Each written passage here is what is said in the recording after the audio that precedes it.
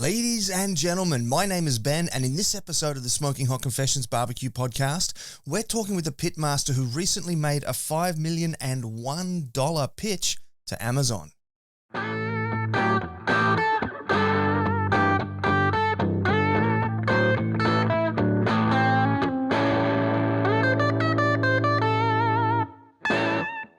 Hey family, hope you're well wherever you are and you got that thin blue smoke rolling. In today's podcast episode, we're talking with Shawn P. Walchef from Cali Comfort BBQ and Digital Hospitality. And if you're a barbecue podcast fan, you'll also have heard his beautiful voice in the award-winning podcast show Behind the Smoke, which has now evolved into Digital Hospitality. But we'll talk a bit more about that later on.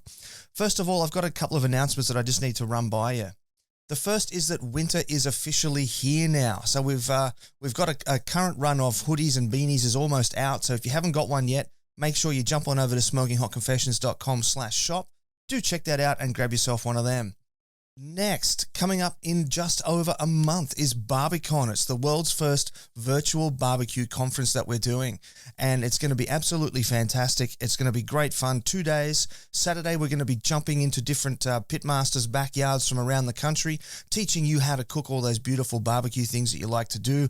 And we're also going to be spending Sunday investigating different barbecue businesses. So investigating is not the right word. It's not 60 minutes. We're going to be meeting different barbecue business owners and getting tips and tricks for those of you who are also barbecue business owners or looking to become one. Now, if you are just at the beginning of your barbecue journey and when you're watching this or listening to this show today, be sure to head on over to smokinghotconfessions.com and grab your free ebook, which is the Beginner's Guide to Real Barbecue. It's a award-winning little piece of writing there that has got everything that you need to know to get into the delicious world of smoked meats. And if you are joining us live today, I can already see that we have a couple of people who are joining us for the live podcast recording.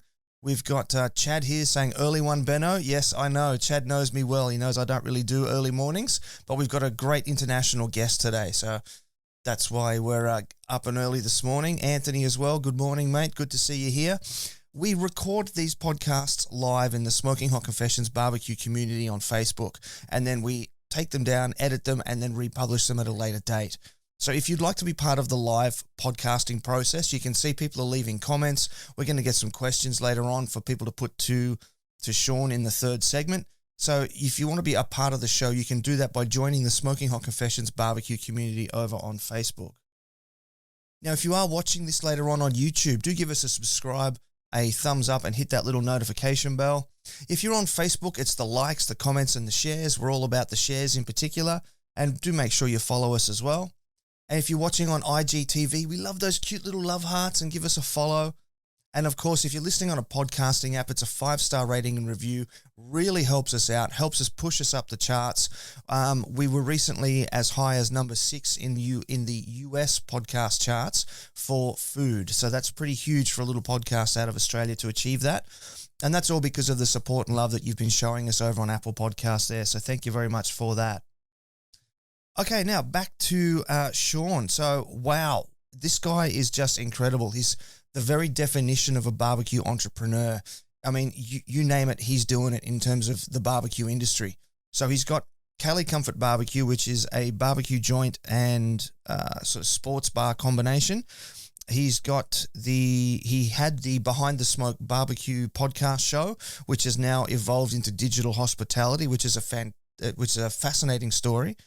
And he also recently, as I did say at the top of the show, he made a $5 million pitch to Amazon, which was a really cool video. I don't know if you caught that or not, but you should look him up and check that out because that was really interesting to see and a really a fascinating glimpse into where barbecue can go in the future. So I think that's probably about all the intro you need out of me. Let's get Shawn in here. This is the internationally awarded Smoking Hot Confessions Barbecue Podcast with your host, Ben Arnott. How long's it been since your last confession? Good morning, Shawn. How are you, mate? I'm fantastic, Ben. Thanks for having me on. Mate, I just got to say, that is a fantastic view out your office window. Yeah, the San Diego barbecue guy with the Manhattan backdrop and my Zoom background. Mate, it's very cool. It's very cool. So, mate, what was the last thing that you barbecued for yourself? So the last thing I barbecued was kufteta, which is a Bulgarian hamburger, half pork, half ground beef, and Bulgarian spices. We actually just got a new Traeger. So it's a Traeger Pro 780. And I've actually been using that to cook these mini Bulgarian burgers. And it turns out they're phenomenal. It retains the moisture, and it's literally the best Bulgarian burger that I've had. So I've been telling our Bulgarian community all about smoking on a Traeger, because it's a lot different than, using a gas grill. Yeah, no doubt about that at all. Yeah. So what kind of spices are traditional Bulgarian spices? That's a good question. I don't even know what's in them. I probably should ask my wife. But to be completely transparent, it's not that it's a secret. It's just I don't ask questions. I don't second guess my wife. She gives me the little tin can that got smuggled in the luggage across across on the journey back, and I just put it in there and we eat it. So good, man. So how is it that it retains the moisture? Is that to do with the blending of the meats there? I think it's the blending of the meats, but also just smoking the burgers. It's a lot different than cooking them. We use grill grates on our gas grill, both in our restaurant as well as here at my house. And the grill grates, Brad Barrett is a National Barbecue Association member. He does all the conferences. We become friends. He does a phenomenal job. Grill grates are it's the number one thing we recommend to anybody that's an amateur barbecuer that wants to up their barbecue game. Is literally just get a set of grill grates and you'll start cooking better barbecue, better steaks, better fish, better burgers. But what we found with the Traeger is that just Traeger, by smoking these burgers, and because they're like mini the size of a meatball, they just taste so much better. It's phenomenal. Interesting. So do you actually finish them off on the grill grates in the Traeger, or just smoke them all the way through? That's it. No, I haven't done that yet, but I've been doing the meat dance because I've been smoking tri-tip in the Traeger and then finish reverse searing it on the grill grates on my gas grill. So I'm really utilizing multiple grills in the backyard. My wife, for being the barbecue media guy in San Diego that does, that we do a podcast, we do YouTube videos, we're, all over local media. We've done, we've been fortunate to be on Amazon Prime TV, like you mentioned, on Bloomberg TV. But I really don't do much of the barbecuing. I'm actually not the pit master. I'm more of the guy behind the guy. So I have Gene Goycochea. He's our pit master. He's the one that's taught us the secrets. And then I've got my entire team, but I'm kind of more of the person that puts it all together. Ah, interesting. Okay. Now you just mentioned the Bloomberg TV, the Amazon TV stuff there. Man, that video that you shared, was it the 60-second pitch or something? That was 2 minutes, I think it was. 2 minute drill. Yeah, 2 minute drill. That was it. Yeah. Man, tell us all about that. That was a fascinating little video. Well, thank you. Yeah. So I had an opportunity. I have a business mentor by the name of David Meltzer, and he puts out just incredible content on Instagram. You can follow him, or on YouTube. He has a #1 rated podcast on entrepreneur media. It's called The Playbook, but he's my business mentor, and he was putting on a reality TV show for Bloomberg TV and Amazon Prime. And he reached out to see if I wanted to audition. And I said, this is a great opportunity. We're trying to grow our barbecue business. I have a single unit barbecue restaurant. We just opened up a ghost kitchen in downtown San Diego, so our second location. But we want to repurpose our existing restaurant and turn it into a master smokehouse and media center. And we've come up with a $5,001 budget in order to do that. And what my mentor taught me was 2 minutes is a great opportunity to share your story, who you are and what your company is all about. We live in an information age where people don't have time to deal with things that take too long. You got to be able to tell a compelling story and tell it quick. So, why do we want $5 million? Well, in the last 13 years, we've made over $25 million selling barbecue.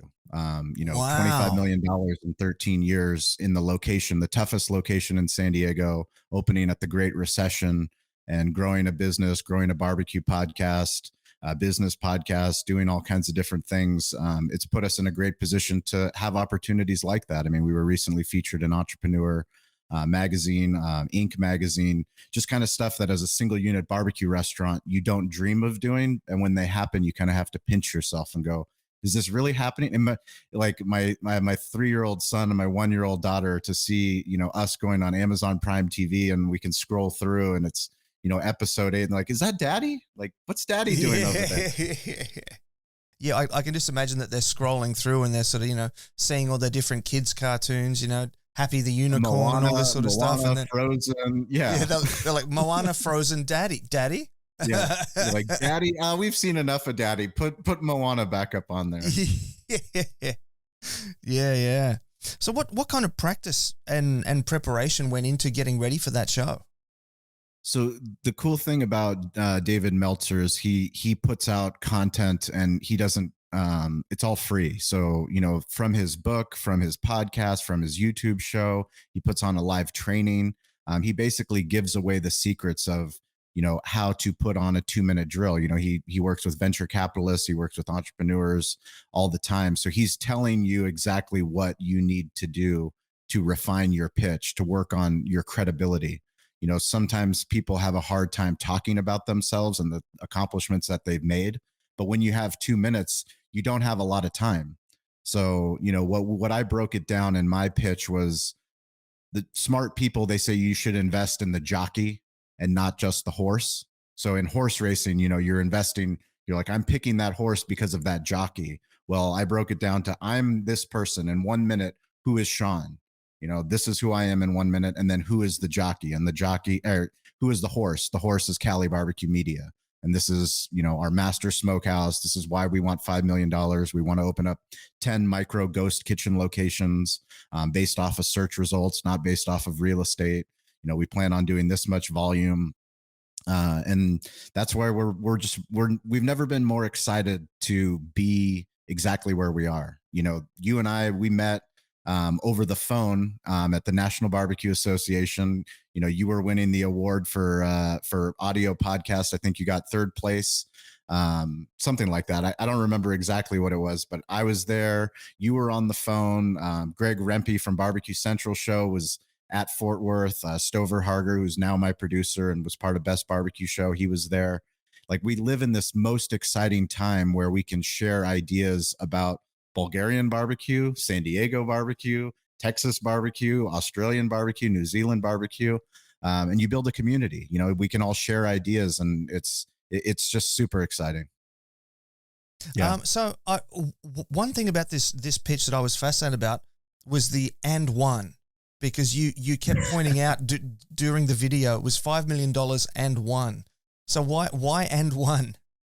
So part of my plan was to be memorable. Obviously we were competing for $50,000 in cash and prizes.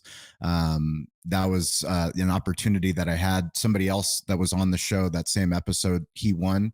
He actually had a hilarious pitch. He did a great job. It's at the end of the episode, but the and one was the research that I did before. And that's, as far as American reality TV shows, everyone knows Shark Tank, and the biggest deal that was ever made on Shark Tank was $5 million. So the and one was to make TV history by getting that extra dollar would have been the TV history. And, but it's funny because by making it and one, it makes it more compelling. It makes it easier. Well, why are you asking for that extra dollar? What's the extra dollar about?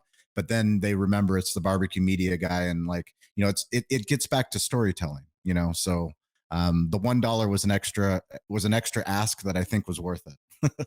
That extra $1 is just to pay the postage on the up yours letter back to all the naysayers at your high school reunion. Yes, that is correct. There's lots of naysayers. There's lots of naysayers. Anybody that goes down a barbecue path has plenty of people around them that says, "You're doing what? How long are you cooking meat for? What? Why?" Yeah, exactly. Yeah. So the day came around for the show. How were you feeling on the day? The day of the show was actually, I'd practiced a lot. So I actually don't think I practiced enough, to be honest with you. I had a script ready that I probably should have rehearsed, to the fact where I was like almost an actor, where I wasn't, reading it from the script, but I also, with nerves and wanting to impress my mentor, plus there's other people on the show, plus knowing that, it has a chance to be picked up on Amazon Prime TV and Bloomberg TV, and who knows who's watching it. All you can do is do your best, prepare. When I go back and look at the transcript and what was I able to say in 2 minutes and use the whole 2 minutes, that was important to me. So it's crazy because basically what we talk about on the Digital Hospitality, our podcast, is how do you create content that's A, compelling, but B, has legs? How do you get it to have legs so it's not just seen by somebody on Facebook, somebody on YouTube, somebody on Instagram? Because so many people consume things in different ways. Like when we go on local news to promote our amateur barbecue contest, we'll be on CBS News in the evening and, lucky to have a 5-minute segment to talk about what's coming up. But we'll take the clip of that news and we'll put it on Facebook and we'll put it on Instagram and we'll put it on Twitter, and we'll get people that says, hey, I saw you on the news, when they actually didn't watch the news. They watched social media of us on the news, right? So we had a lot of people that consumed that show, that segment, whether it was through our newsletter, whether it was through, Facebook or Instagram. However we repurpose and repackage it, you can really tell a story in a more compelling and longer form. Yeah, that's a great idea. Helping people sort of get that idea that, it's not just about putting something on social media. You've got to make it engageable is not the right word, but make it engaging. Yeah. Well, there's so much content being put onto social media. Why is somebody going to stop? What's compelling about it? And by making that extra $1 ask, by making it a $5 million ask, it's pretty audacious to ask on a reality show for somebody that's never met me in 2 minutes to give me $5 million and $1. So I better have a big idea. I think that's probably one of the biggest lessons is have a big idea. Whatever your big idea is, don't be afraid to tell the universe. Don't be afraid to tell Facebook. Don't be afraid to tell Instagram. Don't be afraid to go on a podcast and tell Ben your hopes and dreams. I know there's people that listen to your podcast that they can't wait to one day be compelling enough to be on your show. That's the cool thing about what you're building. You're building a community where people listen every week. They tune in, they come to the live events, and they go, man, I can't wait to open my own barbecue business. Because when I do, I'd love to be on his show and tell my story. Yeah, that's the thing that I love the most about this is not it, because the show's not about me. The show's about everybody else. And so being able to help people tell their story is part of what makes this so much fun for me. For sure. So tell me about the outcome of the pitch.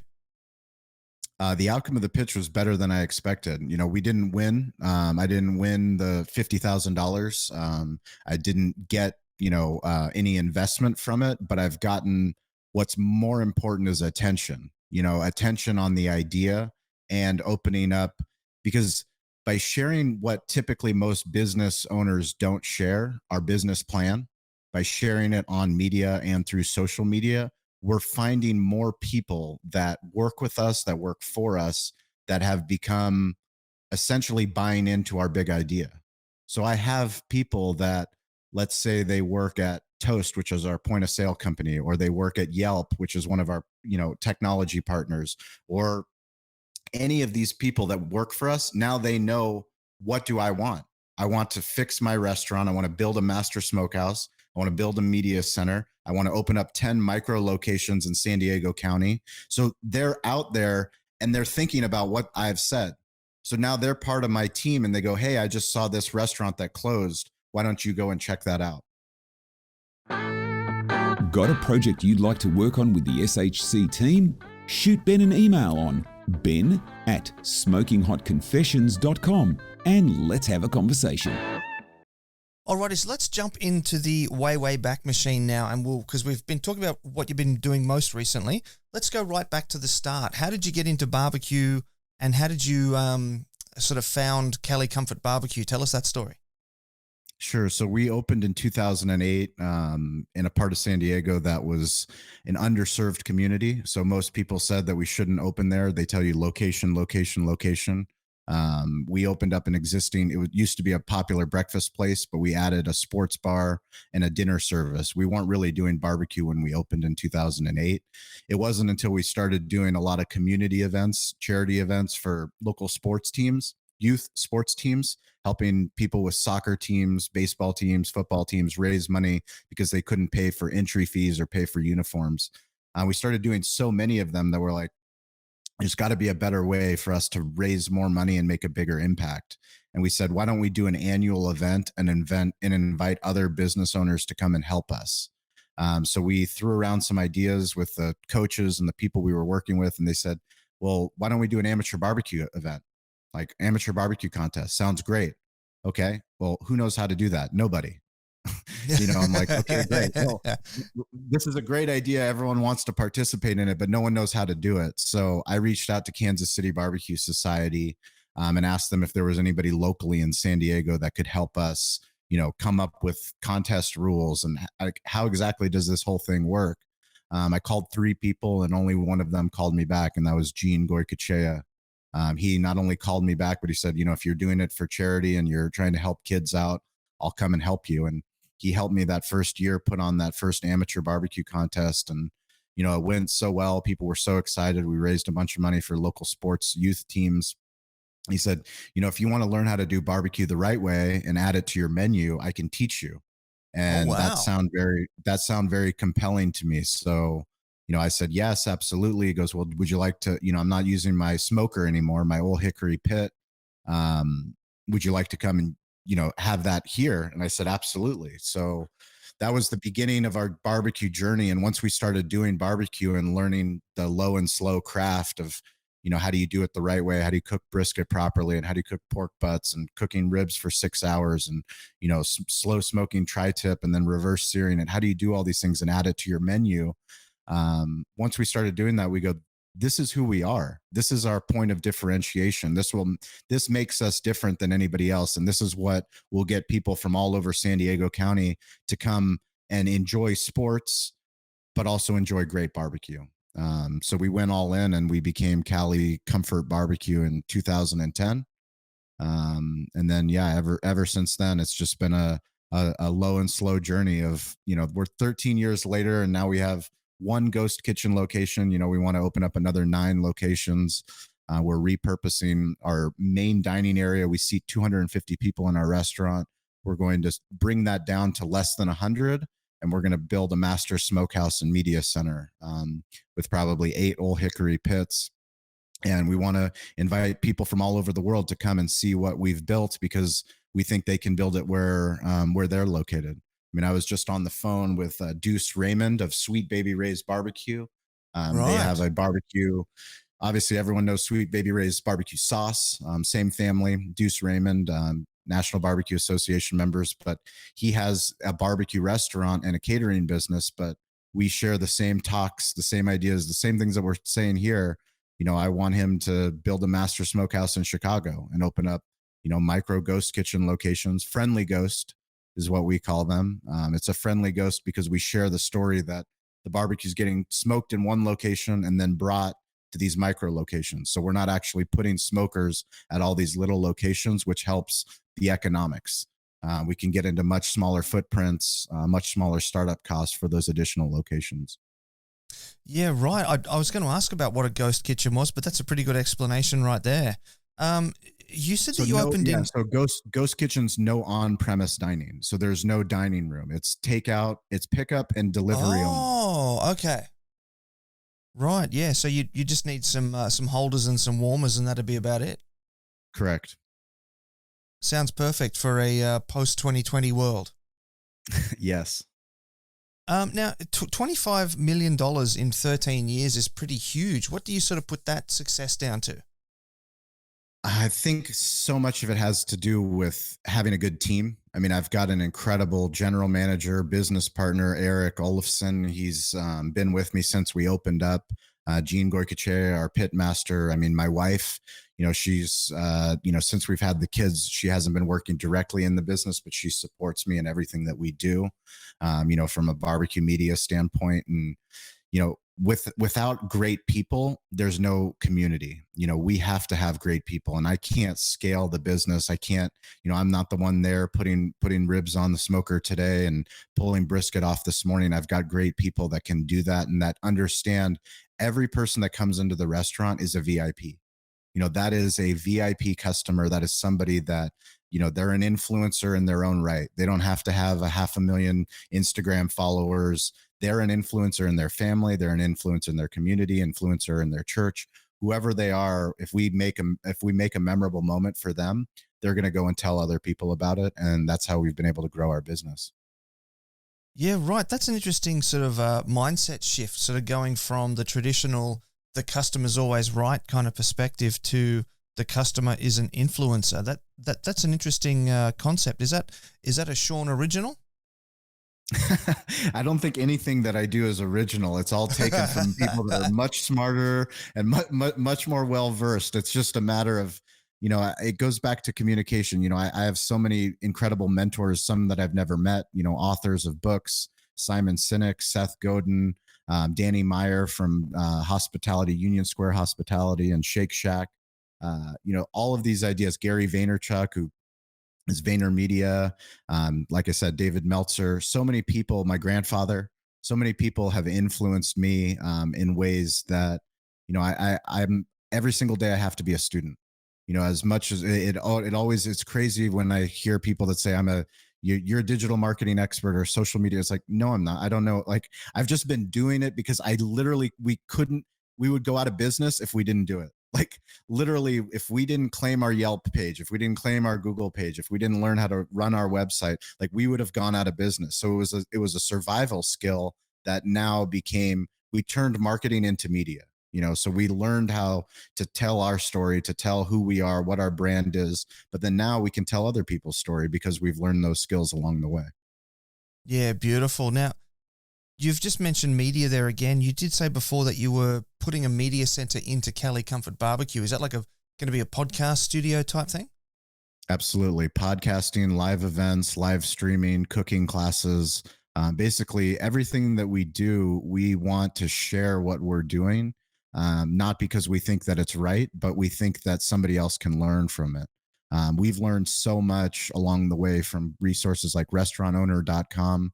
It's an incredible place where subscription model. They have Restaurant Startup and Growth magazine, but for independent restaurant owners that have done it, they're successful. How have they done it? Well, these are the secrets. This is what they do for accounting. This is what they do for systems. This is what they do for hiring. This is what they do for HR. And, the more that we learned, the better we made our business. And now that we have a great business, we know that just because it's great today doesn't mean tomorrow it's not going to be different. We've implemented so much new technology into our restaurant that we didn't have, back in 2019. That's made a huge impact on what we do. I mentioned Toast point of sale system, what we've been able to do with them on our mobile first ordering and adding integrations for third-party delivery. It's exciting. It's fascinating, but it's also, guess what? Tomorrow I've got to continue to learn and I have to continue to ask questions.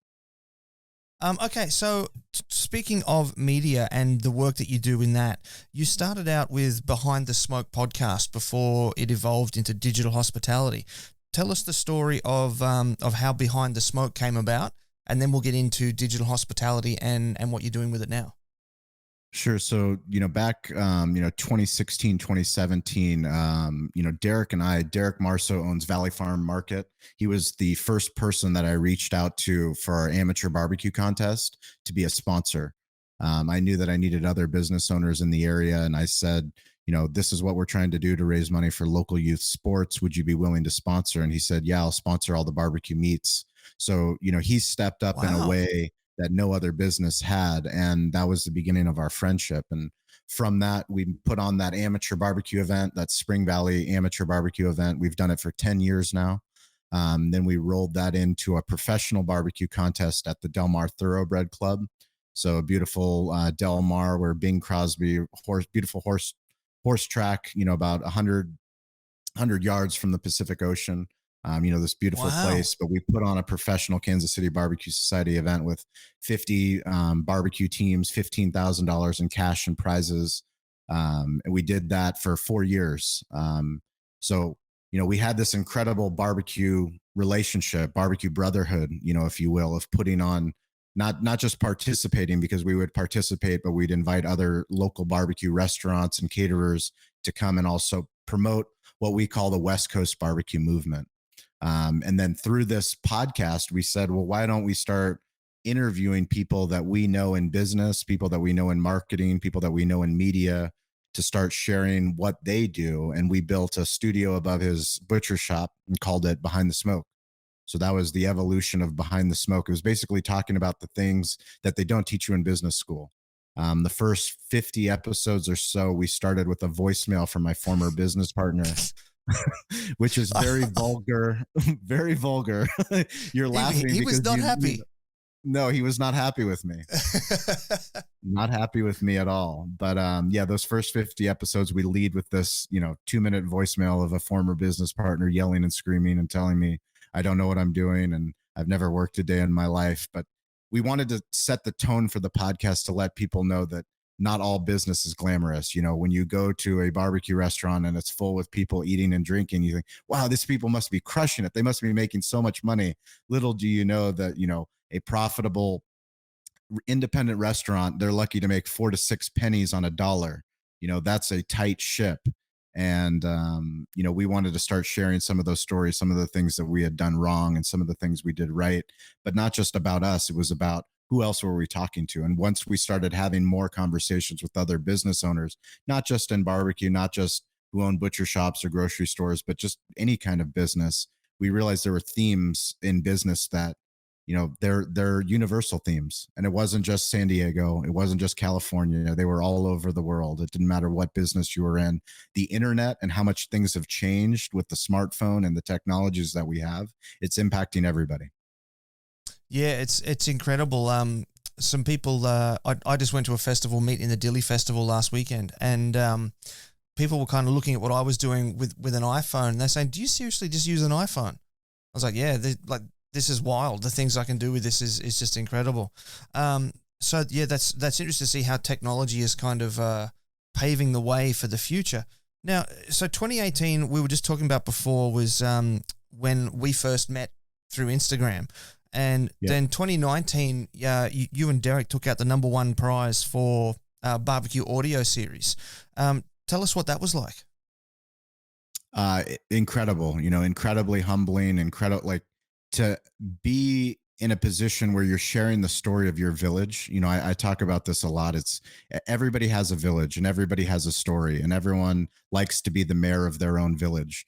But once you start worrying less about your story and other people's story, you realize that we had people that were listening in Norway. We had people listening in Israel. We had people listening, in Texas. We had people, and it's like, why does somebody in Texas care about what a barbecue restaurant owner and butcher shop owner are doing in San Diego? But we're all just trying our best to be a good dad. Like, I'm trying my best to be a good husband. I'm trying my best to be a good boss. I'm trying my best to, have a good company that gives back, that cares about my staff, that cares about my community. And those things it's universal. It's universal. And the people that listen to podcasts, you don't listen to a podcast unless you're curious, unless you want to be better, unless you're compelled. It's on demand. Nobody's forcing you to listen to a podcast. If you find what somebody's saying is compelling, then hopefully it gets the hairs on your back to stand up and go, yes, I want to do that. Or that's inspiring me to change, or I want to, learn more about that. And then you go down that rabbit hole. Next thing you know, you've got a smoker and you're telling your wife you want to open up a barbecue restaurant. You're like, what just happened?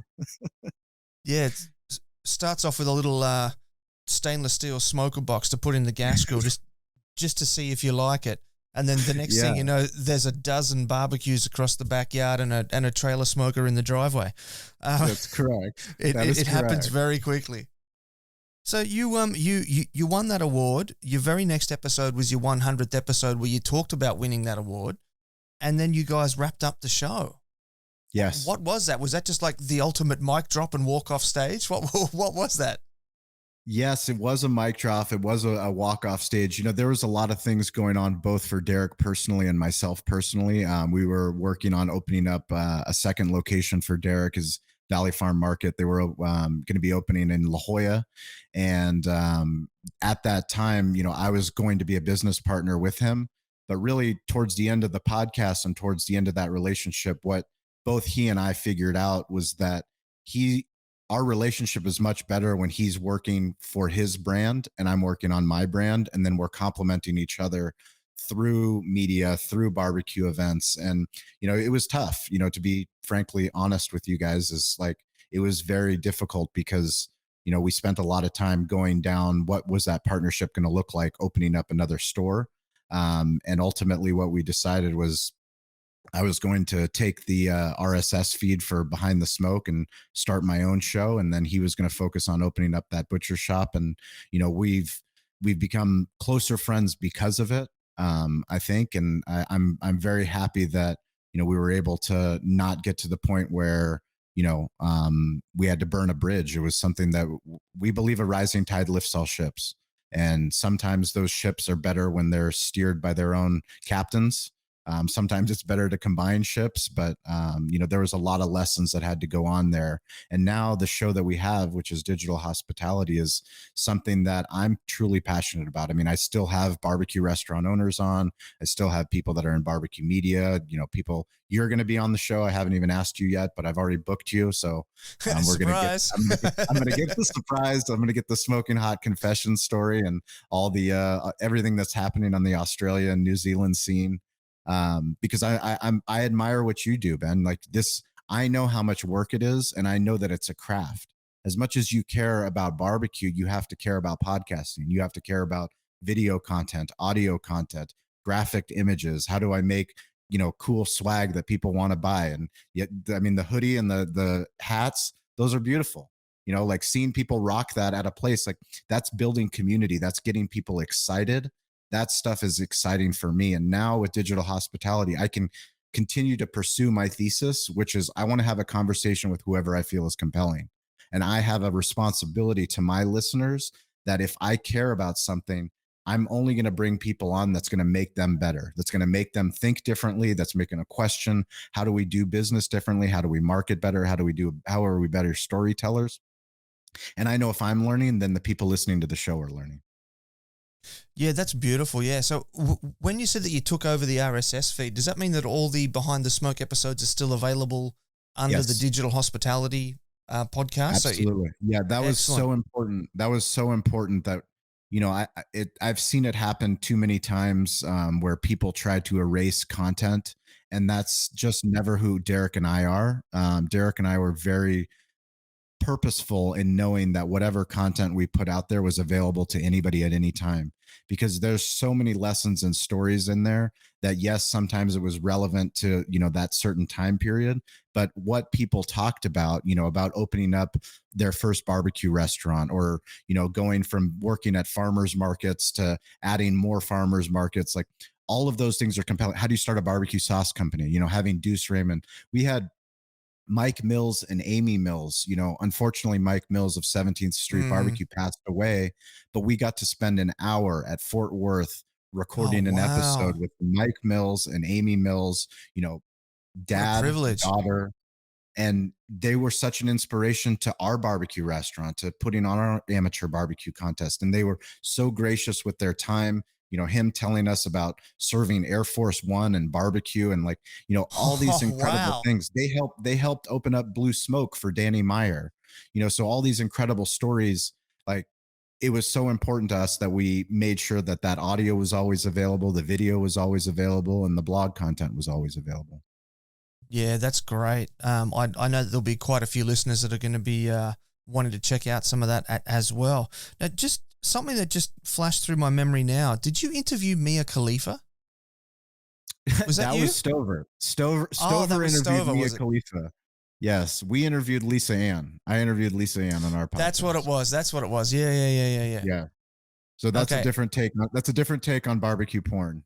But no, Lisa Ann is amazing. She's a sports radio host. She started her own podcast, but the work that she's done and the friendship, I mean, she gives back so much. She helped us when we first started going through and laying off employees, and we needed people to buy gift cards. She was one of the first people that was vocal on social media to support small businesses when we were struggling. And, we're fortunate to, because of the podcast, have developed all kinds of deep relationships with people in so many different industries. Yeah, that's interesting, the way that you were able to sort of reach out through your show and sort of tap into different sort of different people's audiences and be able to get them to help you that way. With all the madness that was happening last year, what were some of the more creative ways that you found, that you discovered, that you evolved into to keep the doors open?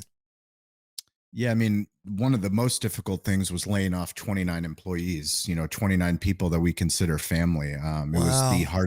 hardest day that I've ever had running our restaurant. And I remember talking to my wife, talking to, Eric, my general manager, and talking to my attorney, and just going through, what are we going to do and how are we going to, weather this thing? And ultimately being open and honest and letting our staff know this is what was happening, was the route that we took. And I, after having all those difficult conversations, I went on social media and told our community, this is what's happening. We're going to do our best to stay in business doing takeout and delivery.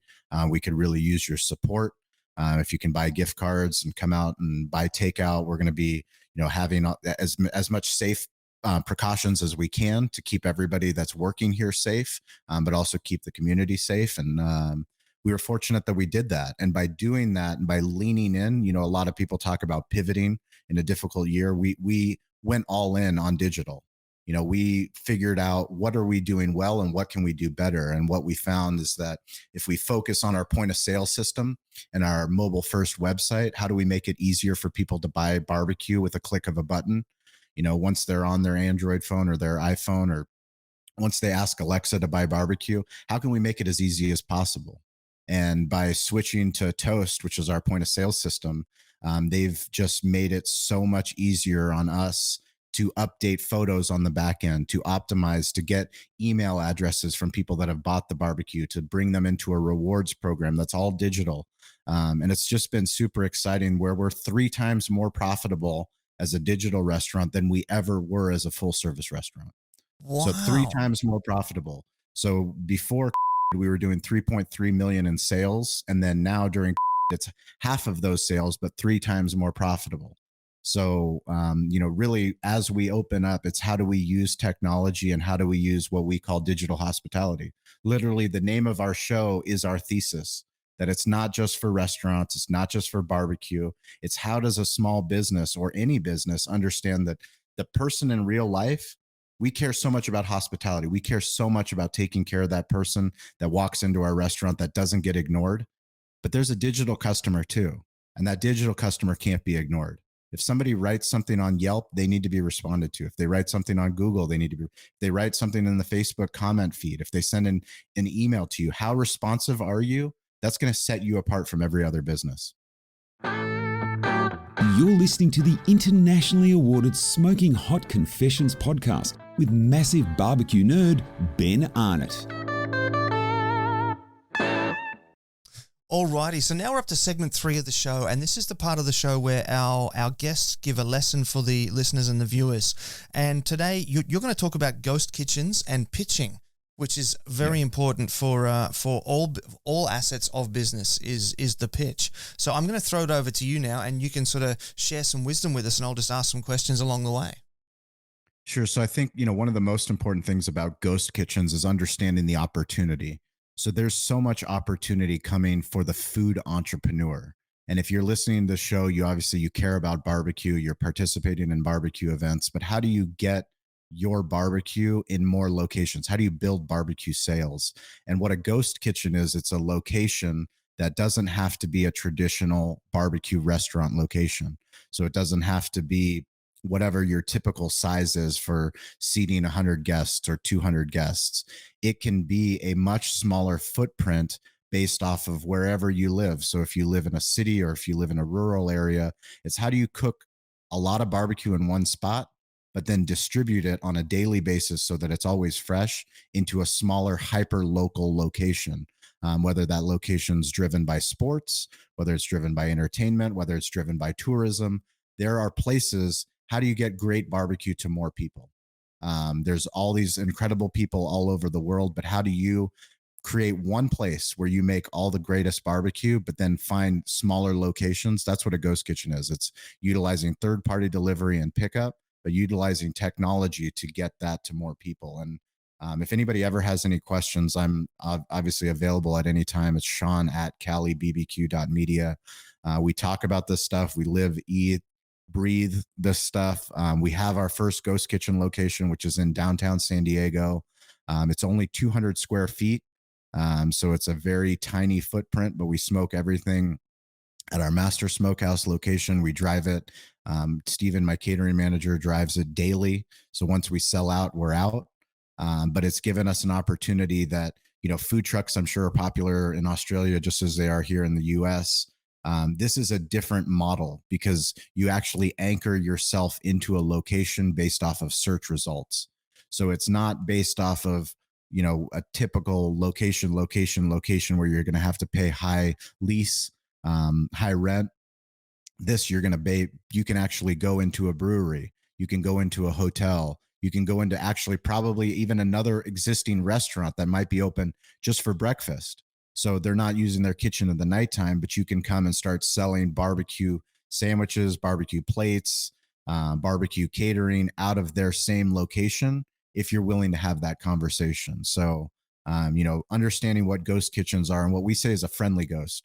A friendly ghost is understanding that it's not just an invisible brand, a virtual brand where you go on Uber Eats and it's, Barbecue Joe's. Like, no, who is Barbecue Joe? Well, if I go to Barbecue Joe's Instagram page, I actually see Barbecue Joe with his live feed of him putting meat on the smoker. Now I know Barbecue Joe. Now I care about Barbecue Joe and I want to order Barbecue Joe. And when I go, I'm going to seek out Barbecue Joe. Every single time I have a barbecue craving, that's where I'm going to order from. But you do that socially, and you do that using social media and digital media. Yeah, but of course, if they are on Uber Eats, don't look at Barbecue Joe, look at Cali BBQ. That's right. Yeah. Now, did you say earlier today that a ghost kitchen has no seats? No seats. Yeah. So no seats. I mean, sometimes there might be a couple tables outside of the restaurant, but typically if you're looking for a ghost kitchen, it's built for delivery. It's built for third-party delivery and for takeout. The problem with third-party delivery is the high fees that you have to pay for Uber Eats, DoorDash, and Grubhub. When you order directly through with the owner of the barbecue shop using their technology, you don't have to pay that fee. You get to retain the customer information. So that's powerful. But ultimately, it's just the economics of opening a ghost kitchen location. Like for us, we spent $75,000 to get our ghost kitchen equipment. Basically, all of our startup cost was to launch this other location that now we're in downtown San Diego, where there's 1 million people within our delivery radius that for them to get barbecue, they'd have to drive 30 minutes, 40 minutes out to East County, San Diego to come get our barbecue. Now they can be in one of these, this is Manhattan behind me, but they can be in a high rise in downtown San Diego and they can order and we can have that food to them within 20 minutes. That's incredible. Yeah. So are you a Seinfeld fan by any chance?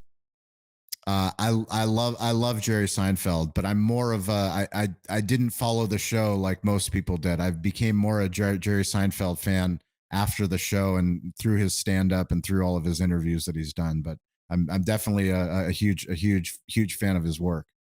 I'm just asking because what you're describing reminds me of the episode with the soup kitchen, where they have to line up in one door. They pick up their soup and they go out the other door. There's no seats. It's just an in and out. I don't know. That's just what flashed into my into my mind there. That's the idea. I don't know if you're familiar with the automat, but there's restaurants that are building literally restaurants without front of the house staff. So no servers, no hostesses. You just make your digital order online. You go to the restaurant. There's a cubby hole that a robot puts your food in and you take it out with you. That was an episode of the X-Files. It's happening. Yeah. It's happening. It didn't end well on the X-Files, so I hope we get a bit of a better outcome in real life. Okay, so let's talk about pitching then. Pitching's really important for all businesses. If you're looking for investors, if you're looking for sponsors, all that sort of thing. share with us some wisdom that you've learned about pitching. So number one is credibility. If you don't have credibility, nobody's going to invest in you. So working on who you are, you're the jockey, right? You're the person that is going to take this money, and what are you going to do with it? Ultimately the idea, the product, the service, whatever that is, you need to have a story for that as well. You also need to come with facts. So what is the facts? What is the market? Where is the opportunity? But once you come up with a story, people learn through lessons and stories. So when you hear this whole podcast and, we've had this incredible conversation, what are you going to remember? It's back to that $5 million and one. It's $5,001 that this guy from San Diego, this barbecue media guy, is asking for $5,001. Why is he doing that? He wants to build a master smokehouse, but it's listening to what's the lesson and what's the story. The lesson is we live in a digital world. We all understand that we're all on our phones. My wife is on her phones. My kids are 3 and 1. They know how to use YouTube. They know how to skip the ad because they don't want their content interrupted. But my kids are going to ask Alexa. Alexa's their DJ. They ask Alexa to play the songs that they want. So how do I get my business on all these different platforms? When I go to the App Store and I look at the top downloaded apps, that's TikTok, Facebook, all these other apps, is Cali BBQ. When people search for barbecue, what comes up? If your business doesn't come up, why not? Well, I need to figure that out. And once you do figure that out, you go, okay, well, this is the rabbit hole that I need to go down. And you've gone down that rabbit hole. And now look, you have this incredible show, award-winning show that's recognized all across the globe for people that are making incredible things, in Australia, in New Zealand. You interview all kinds of incredible people in the United States, all over the globe. But you did that because you went down that rabbit hole. You were compelled by people that you listen to, content that puts you in a position where you go, okay, well, I'm going to launch this podcast. And how many people told you were crazy? I'm sure as many people as told me that I was crazy. Yeah, most of them. So when you're getting ready to make a pitch, what sort of what do people need to remember to include in the pitch? I mean, like I said, number one is credibility, understanding who you are and what are you going to do, but then narrating story. So how do you incorporate story? If you don't have a story of who you are, people want to know who you are and what makes you tick. Once they understand, then they can buy into that story. And once they can buy into that story, you're talking about getting an investment from somebody. Like they want to believe that the words coming out of your mouth, that you're not just a charlatan, you're not just a salesman. What's going to make them believe that is honesty. Understanding that you don't have all the answers. Nobody has all the answers. If you're straightforward and upfront, truth vibrates the fastest. People buy on truth. And when you hear truth, you shake your head and you go, that makes sense. That was powerful. Why did they say that? They said that because it's their truth. Share your truth. Nice words, man. Great advice there. All right, so that's probably a good point now for us to start to wrap up the show. So I'm going to throw the studio over to you. Give some shout outs, give some praise, give some thanks to people who've helped you out along the way, and make sure you tell everybody again where they can track you down on social media.